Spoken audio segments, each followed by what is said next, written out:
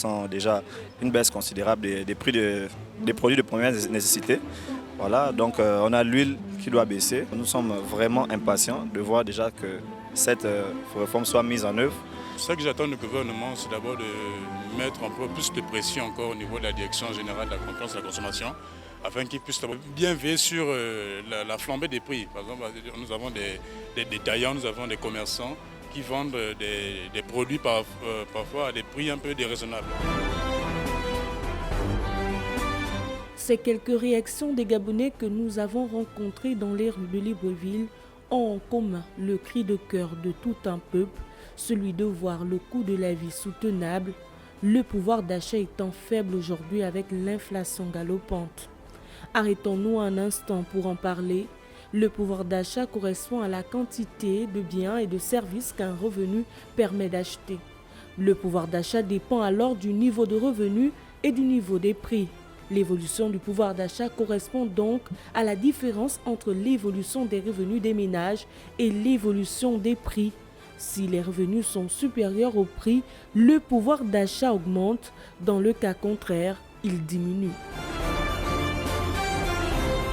Pour le cas du Gabon, la vie chère est galopante pour des raisons exogènes et endogènes.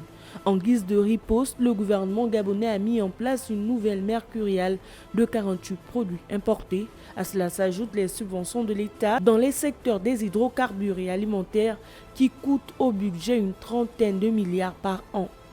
Au nombre des réformes, la mise en place d'un ministère d'État consacré à la problématique de la vie chère. Mais ce n'est pas tout. Ce que les consommateurs attendent et le peuple gabonais, c'est l'applicabilité. Il faut que les décisions que nous allons prendre ici ensemble, ou les propositions, soient prises soit dans le cadre d'une loi ou bien décret. Vous voyez, chez nous au Gabon, on a beaucoup organisé des assises, mais l'applicabilité ne suit pas. Alain-Claude Bilibinze avait annoncé ses assises sur la vie chère qui rassemblent toutes les parties prenantes pour résoudre de façon pérenne la question. Il s'agit d'une méthode qui allie concertation, négociation, décision et évaluation. Oui, alors sur la parafiscalité, je crois que le Premier ministre a été clair. Il a dit lutter contre la parafiscalité en supprimant tous les prélèvements qui se font, qui ne sont pas inscrits dans la loi des finances ou le Code général des impôts.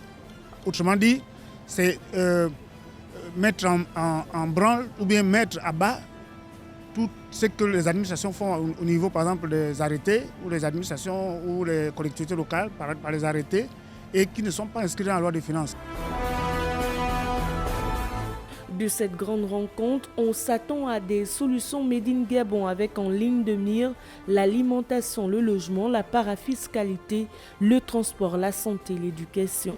Plusieurs analystes de l'économie gabonaise spéculent déjà sur moult scénarios à court et à long terme, au nombre desquels le blocage des prix à une plus grande échelle, la révalorisation du SMIC, les subventions et la création des richesses. Domaine transversal, la lutte contre la vie chère touche plusieurs secteurs au-delà des questions alimentaires.